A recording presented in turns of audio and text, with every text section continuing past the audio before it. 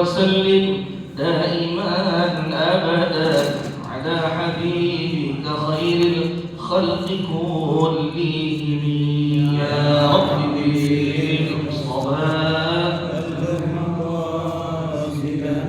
اغفر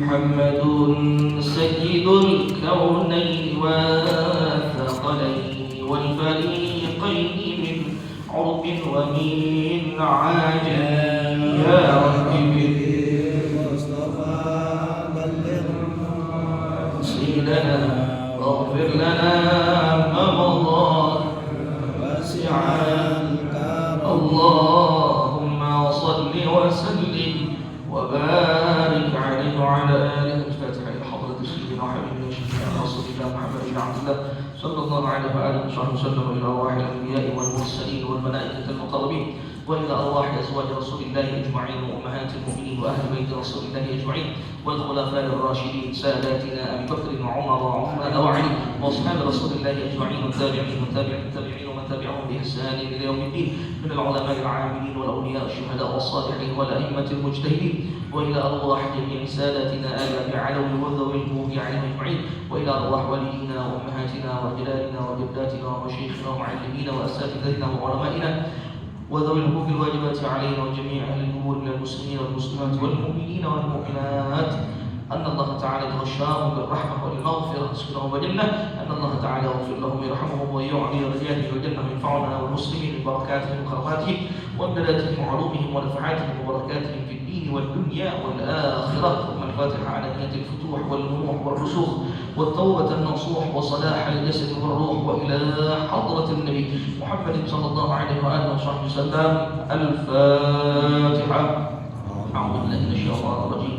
بسم الله الرحمن الرحيم. الحمد لله رب العالمين الرحمن الرحيم مالك يوم الدين، إياك نعبد وإياك نستعين، اهدنا الصراط المستقيم صراط الذين أنعمت عليهم غير المغضوب عليهم ولا الضالين آمين. اللهم صل وسلم على سيدنا محمد الفاتح لما أغلق الخاتم لما سبق الناصر الحق بالحق والهادي إلى صراطك المستقيم وعلى آله وصحبه حق قدره ومقداره العظيم. اللهم أخرجنا من ظلمات الوهم وأكرمنا بنور الفهم وافتح علينا بمعرفة العلم وحسن أخلاقنا بالحلم وسهل لنا أبواب فضلك وانشر علينا من خزائن رحمتك يا أرحم الراحمين.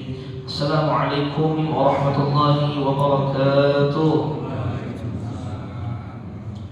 الحمد لله والصلاة والسلام على رسول الله سيدنا محمد بن عبد الله وعلى آله وصحبه ومن تبعه ونصره ووالاه، ولا حول ولا قوة إلا بالله. أما بعد، سبحانك لا علم لنا إلا ما علمتنا إنك أنت العليم الحكيم. رب اشرح لي صدري ويسر لي أمري واحلل عقدة من لساني يفقهوا قولي وسدد لساني واهد قلبي بحق سيدنا محمد صلى الله عليه وسلم. اللهم إنا نسألك الفتوح والنمو والرسوخ والتوبة النصوح صلاح الجسد والروح. صلى الله وسلم وبارك على سيدنا محمد وعلى آله وصحبه أجمعين والحمد لله رب العالمين.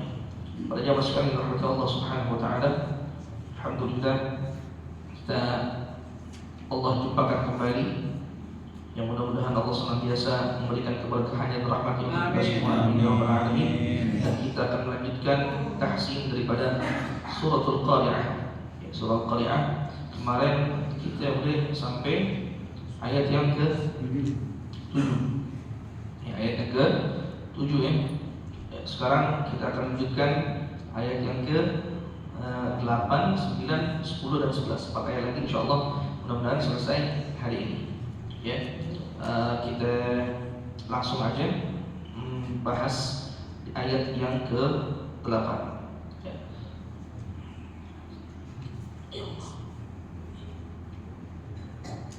Ayat yang ke-8.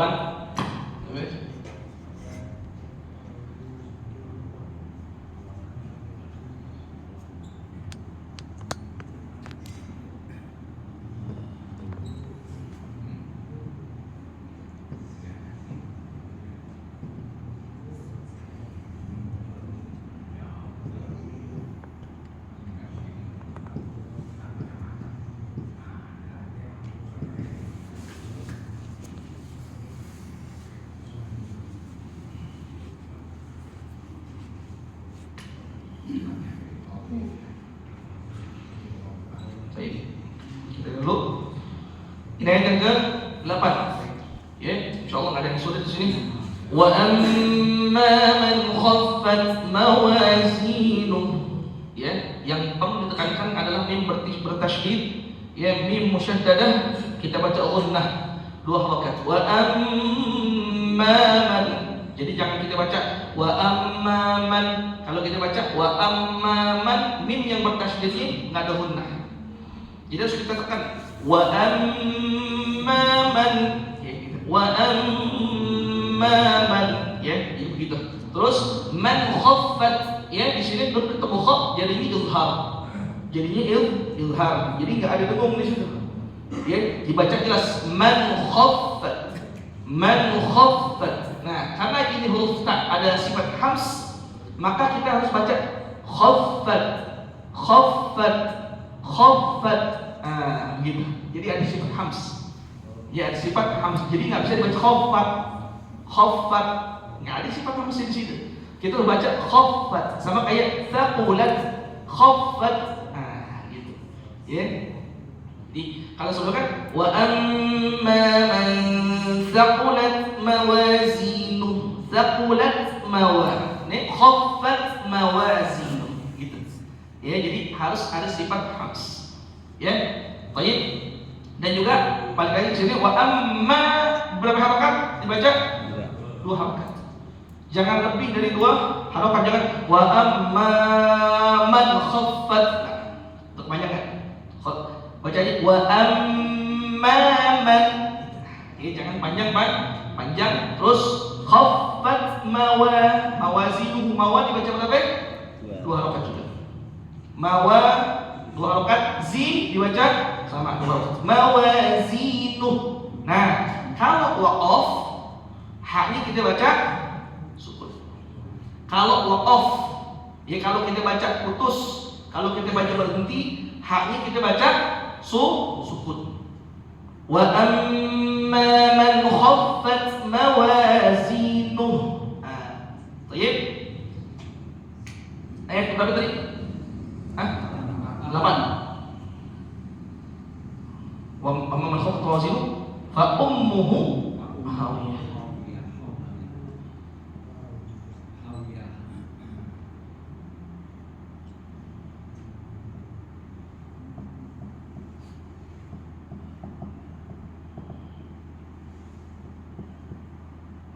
Oke. Fa ummuhu hawiyah. Ya, lagi-lagi ada mim di sini. Lagi-lagi ada mim di sini yang harus kita baca ghunnah. Lalu ada ha, ini silah qasirah. Ini mat silah qasirah dibaca 2 harakat. Fa ummuhu hawiyah. Fa ummuhu hawiyah.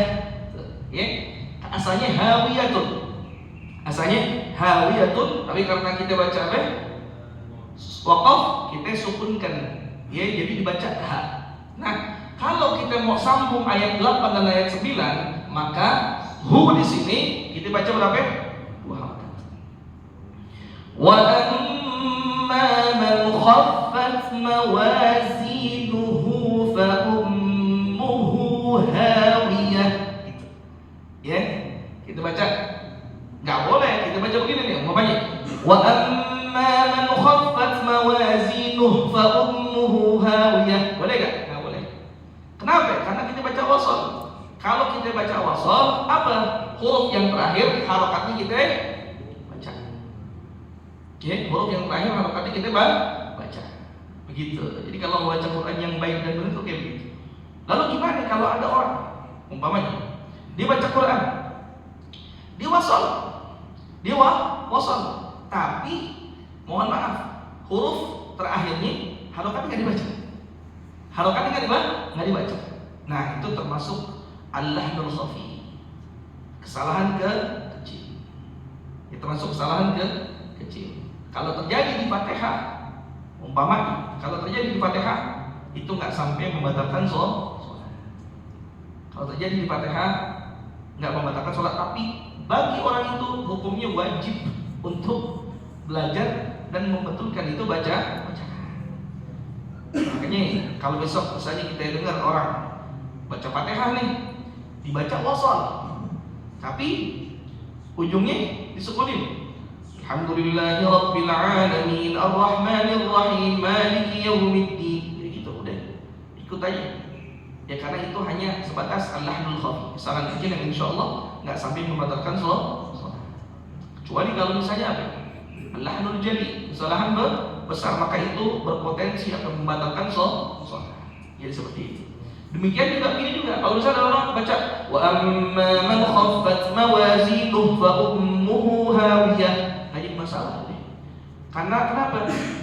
Qira'atus surati ba'da al-Fatihah sunnatun. Baca surah setelah Fatihah sunnah. Kalaupun ada orang setelah baca Fatihah dibaca surah melakukan kesalahannya besar lagi. Al-lahnul jali, kesalahannya besar. Ya, batal ke sholatnya? Enggak batal. Kenapa? Karena baca surah setelah Fatihah hukumnya apa? Sunnah. Kesalahan dalam sunnah enggak sampai membatalkan sholat. Gitu. Jadi, udah kalau misalnya besok ada orang yang salah nih, baca surah setelah Fatihah nih, salahnya salah besar lagi. Kenapa? Ibdalul harf, diganti huruf, enggak batal sholat. Lanjut. Lanjut. Tapi tetap siapapun orang yang dia punya kesalahan dalam bacaan, hukumnya apa? Wajib membenarkan itu bacaan. Wajib belajar lah. Baik. Ya. Terus ayat berapa? Ya. 9. Apa bacaannya? Wa ma adraka ma hiya.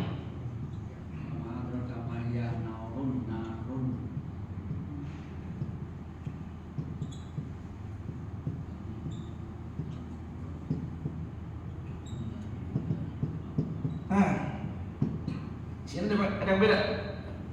Ada yang beda. Oke. Kita baca dulu. Wa ma adraka ma hiya. Ya, coba 1 2 3. Wa ma adraka ma hiya. Oke. Yang pertama ini huruf mim. Ini jadi apa? Jadi jaiz munfasil. Ini jadi jaiz munfasil baca berapa? 4 harokat. Qiraat Hafs an Asim Tariq Syatibiyah. Tapi kalau qiraat Hafs an Asim Tariq Thayyibatun Nashr dibaca qasrul munfasil mani 2 harokat. Wa ma adraka ma hiya. Wa ma adraka ma hiya. Main baca berapa? 2 harokat. Tapi beda turuk, disebutnya turuk. Qiraatnya sama, qiraat Hafs dari Asim, cuma Tariqnya Tariq Tariq Thayyibatun Nashr. Jadi kalau Al-Fakir pernah belajar, guru Al-Fakir bilang, kalau orang yang nafasnya pendek kira-kira, kalau orang yang kira-kira nafasnya pendek, itu silahkan diperbolehkan untuk apa? Untuk membaca mad jaiz munfasil berapa harokat? 2 harokat. Jadi 2 harokat. Contoh yang ayat pendek yang banyak mad jaiz munfasil apa? Al-Kafirun. Kalau normalnya kan kalau Tariq Syatibiyah Qul ya ayyuhal kafirun la a'budu ma ta'budun. Tapi kalau Tariq Thayyibatun Nashr kita baca 2 harokat. Qul ya ayyuhal kafirun la a'budu ma ta'budun. Gitu. Ya tapi harus lihat Quran juga karena kadang-kadang orang nggak tahu mana yang jaiz munfasil, mana yang wajib muttasil. Karena dua-duanya punya kemiripan. Baik. Ya, jadi ini bisa dibaca 4, bisa dibaca berapa? 2. Tapi kalau kita umumnya orang Indonesia, Tariqnya Tariq Syatibiyah, jadi kita baca 4. Wa ma adra. Ada apa di sini? Qalqalah apa? Sughra. Wa ma adraka ma hiya. Ada perbedaan. Hak di sini ujungnya apa? Sukun. Coba di juz antum. Lihat, sukun enggak ujungnya? Sukun. Kenapa? Karena ada perbedaan dalam riwayat. Ya. Dalam kitab tafsir Baghawi kalau nggak salah, hak di sini dalam qiraat Hafs di bacaan kita nih. Orang Indonesia pada umumnya, kita orang Indonesia qiraat Hafs. Kita pakai huruf hak di sini. Hak ini berfungsi buat apa? Hak ini berfungsi untuk apa? Lisan atau lil waqf. Ya. untuk berhenti. Ya, untuk berhenti. Nanti ada qiraat lain, yaitu qiraat Imam Hamzah. Qiraat Imam Hamzah nggak ada haknya. Nggak ada haknya qiraat Imam Hamzah. Jadi dia bacanya begini nih. Mahiyah. Asalnya mahiyah. Tapi kalau kita qiraat Hafs, ya, dalam riwayat Hafs ada tambahan huruf ha yang berfungsi sebagai apa? Waqaf. Ya, bil waqaf aw lis-sakt. Nanti makanya jangan heran kalau ada orang baca qiraat lain bacanya begini. Wa ma adraka ma hiya narun hamiyah. Enggak ada haknya. Enggak ada. Jangan kurang huruf tuh, bukan kurang huruf. Riwayatnya beda. Gitu. Atau dia baca misalnya, dia bacanya enggak wasal, dia baca waqaf. Wa ma adraka ma hi. Baca begitu. Oh, enggak ada. Kok enggak hiyah sih? Kok dibacanya hi? Nah, itu apa? Beda riwayat. Makanya kalau kita yang sebagai orang awam biasa dengar bacaan qiraat Hafs. Seumur hidup kita belajar qiraat Hafs. Tiba-tiba ada orang baca qiraat lain. Ya, ada qiraat Imam Qalun, Imam Ibn Katsir, Imam Hamzah, ada Imam Warsh, ada Imam Kisai. Wah, banyak nih. Karena yang mu'tamad ada berapa? 7. Ada juga qiraatul Ashr 10. Tahu-tahu dengar bacaan yang lain. Main salah-salahin lagi. Tar dulu. Ya, karena banyak. Ya, cara bacaan. Bagi contoh misalnya nih, bacaan Al-Ikhlas aja tuh beda-beda. Pas walam yakul lahu kufuwan ahad. Walam yakul lahu kufuwan ahad. Kita bacaan itu. Ada orang baca walam yakul lahu kufuwan ahad. Walam yakul lahu kufuwan ahad. Beda-beda. Ya, jadi ketika kita dengar sesuatu yang beda nih dari orang nih, jangan main langsung nyalain. Kenapa? Karena bisa jadi mereka baca qiraat yang berbeda. Baik. Ya, jadi begitu. Kita riwayat qiraat kita Imam Hafs bacanya ada huruf apa? Ha. Wa ma adraka ma hiya. Ya. Jadi udah mau sukun, mau wasal, mau waqaf, tetap haknya dibaca sukun. Karena haknya ini hak ziyadah. Terus apa yang terakhir? Narun hamiyah.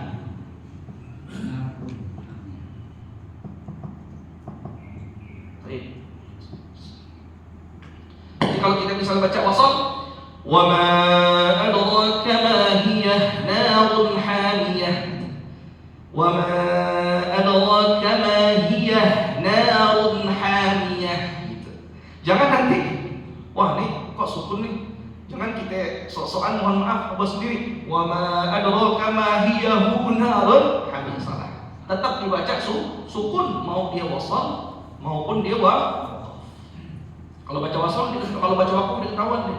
Wa ma adraka ma hiya narun hamiyah. Nah, kalau baca wasal, wa ma adraka ma hiya narun hamiyah. Gitu. Baik, paham? Insyaallah ya. Jadi wahakala. Jadi umumnya ayat pertama sampai ayat terakhir ini dari qiraat sab'ah sedikit perbedaannya. Perbedaannya sedikit. Cuma dalam beberapa qiraat yang lain ada orang yang membaca, ada imam yang membaca jaiz munfasilnya sampai 6. Sampai 6 harokat. Jadi baca 6 tuh. Wa ma adraka ma hiya. Gitu. Jadi macam-macam dah. Macam-macam. Baik. Ya, jadi insyaallah bisa dipahami. Jadi alhamdulillah selesai pembahasan kita ya daripada tahsinut tilawah surah Al-Qari'ah. Sekarang kita baca dulu ya. Kita baca dari awal sampai akhir. Baik ya. Bismillahirrahmanirrahim. Bismillahirrahmanirrahim. Al-Qari'ah. Mal Qari'ah. Wa ma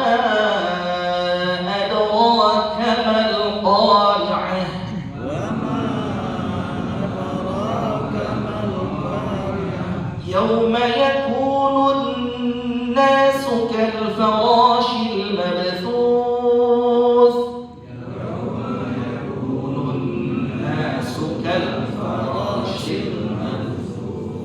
وتكون الجبال كالعهن المنفوش وتكون الجبال كالعهن المنفوش فأما من ثقلت موازينه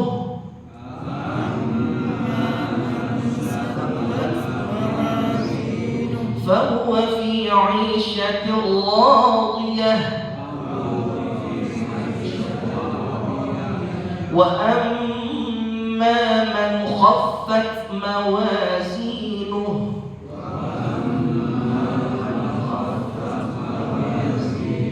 فأمه هاوية وما أدراك ما هي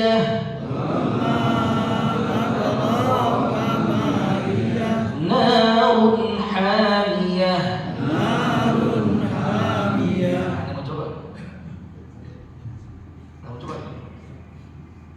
Ayo Allah, kita mau coba. Bismillahirrahmanirrahim. Al-Qari'ah, mal-Qari'ah, wa ma adraka mal-Qari'ah.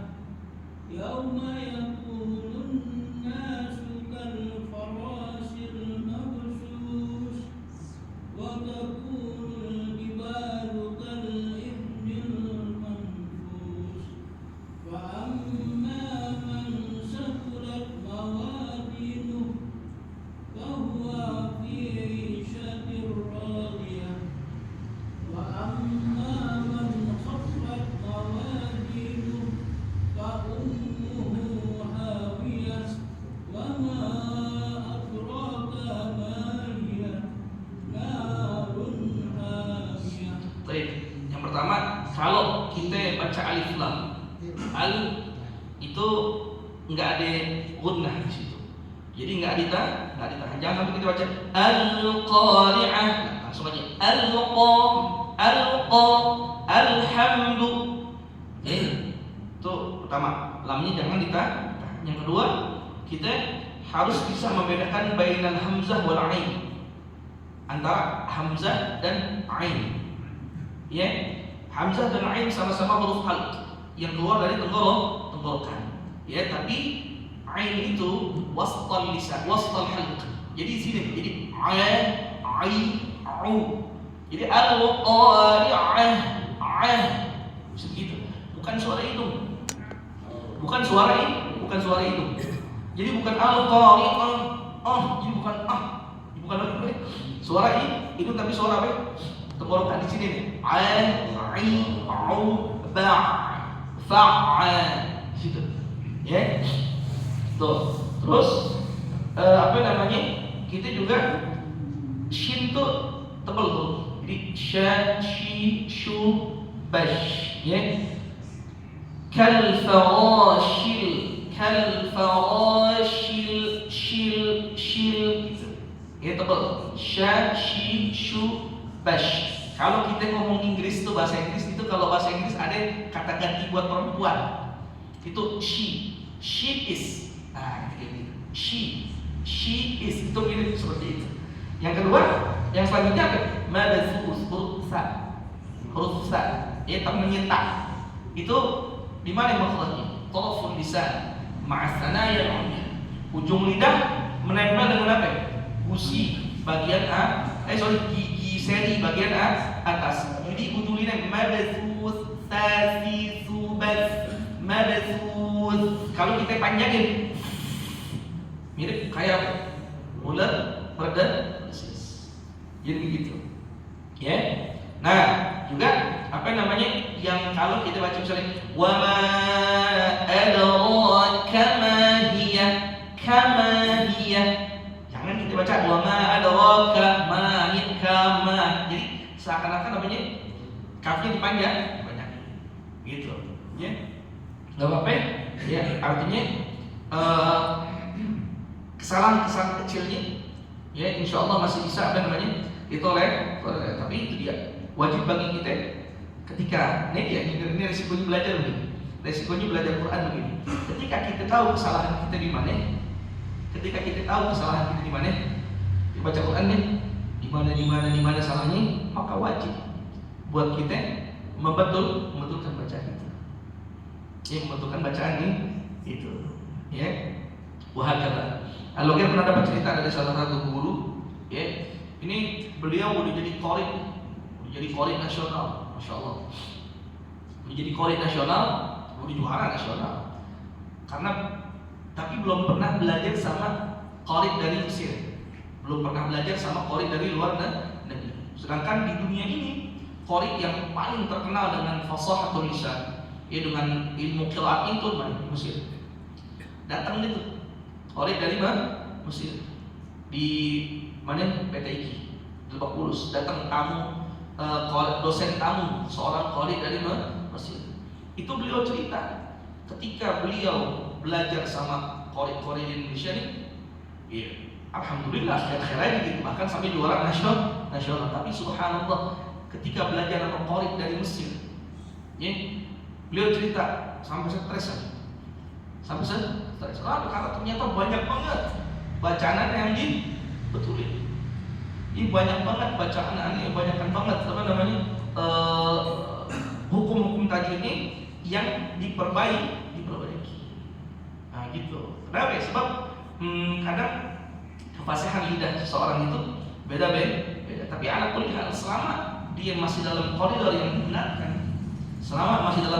dibenarkan, itu nggak jadi permasalahan.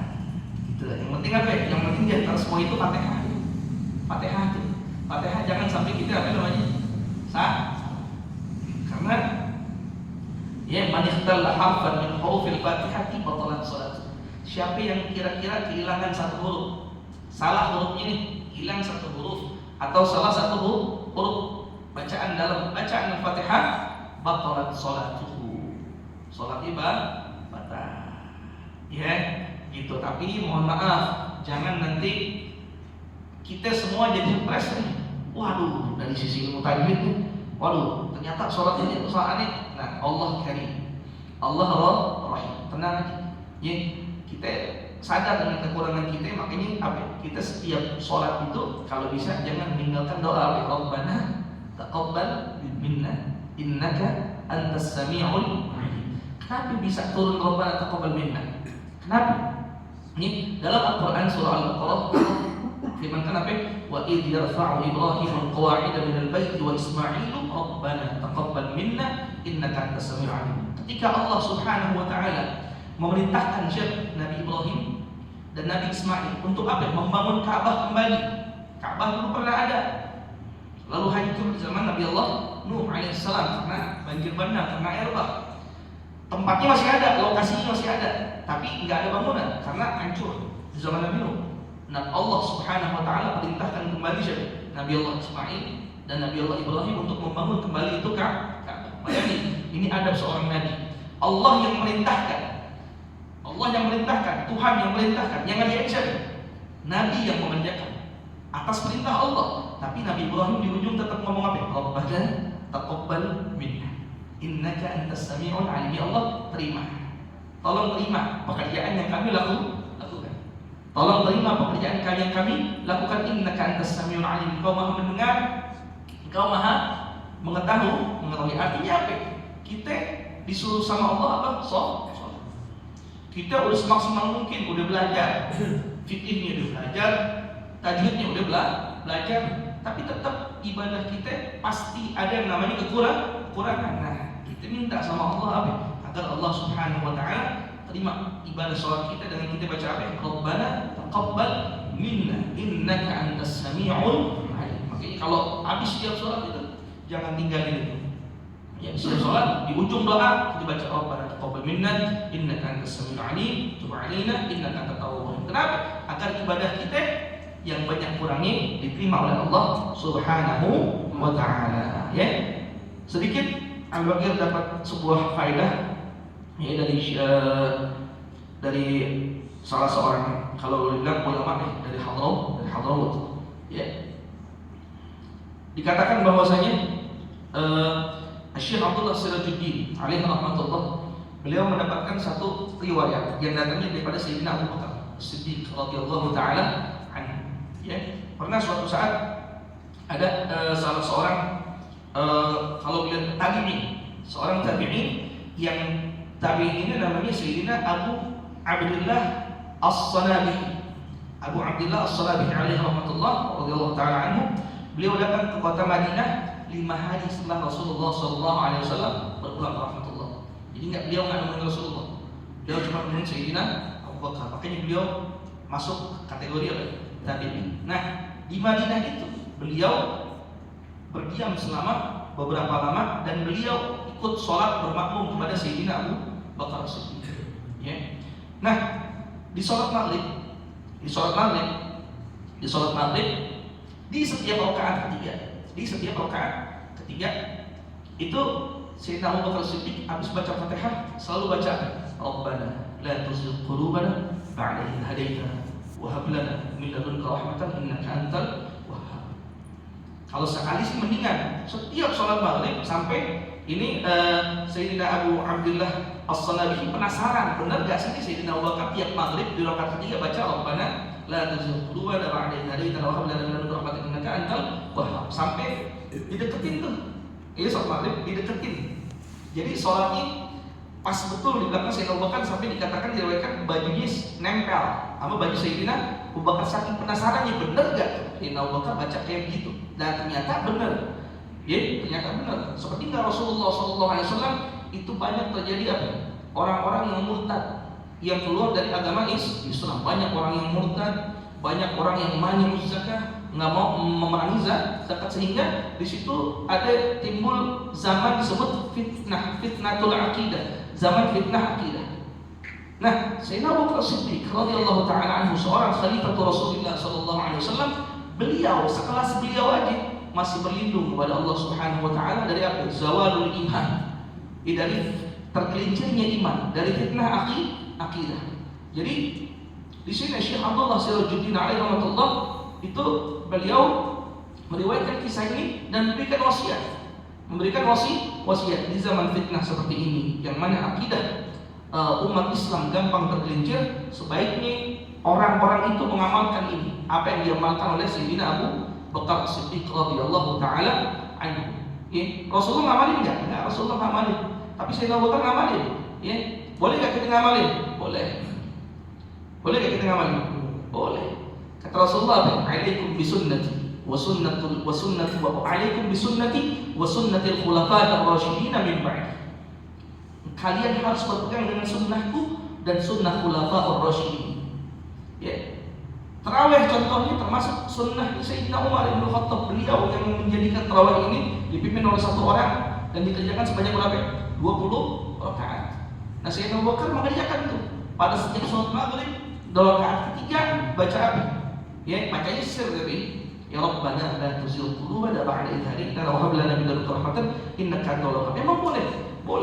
Ya, boleh. Dalam mazhab kita, mazhab Syafi'i, boleh kita baca ayat ini di ayat ketiga pada rakaat ketiga dan tidak membatalkan sholat. Dan ini amat sangat ditekankan oleh Syekh Al-Arif Billah Syekh Abdullah Sirajuddin alaihi rahmatullah untuk dibaca khususnya di zaman fitnah kayak begini, di zaman dimana iman orang, akidah orang gampang tergelincir. Kita baca ini niatnya apa? Supaya Allah jaga iman kita sampai kita berpulang ke rahmatullah mati dalam keadaan husnul khatimah. Ya, mudah-mudahan kita semua bisa ngamalin. Apa itu tadi? Jadi pada rakaat ketiga salat maghrib baca apa? Rabbana la tuzigh qulubana ba'da idh hadaitana wa hab lana min ladunka rahmatan innaka antal wahhab. Itu enggak disebarkan ini kecuali itu ya. Banyak fitnah akidah di zaman ini.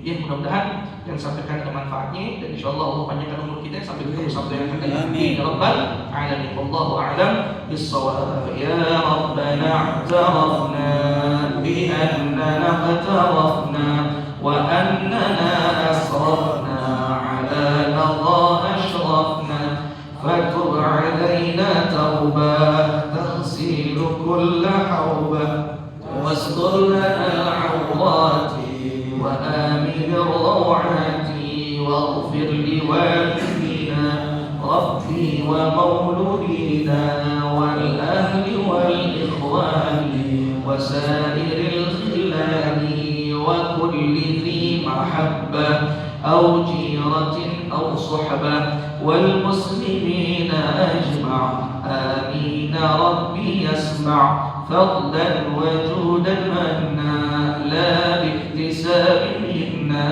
بالمصطفى الرسول نحظى بكل سؤل صلى وسلم ربي عليه عد الحب وآله وصحبه عداد طش الصحب والحمد لله في البدء والتناهي الحمد لله على نعم الله الحمد لله على بركة الله الحمد لله حمدا يوافي نعمه ويكافئ مزيدا والحمد لله رب العالمين يا رسول الله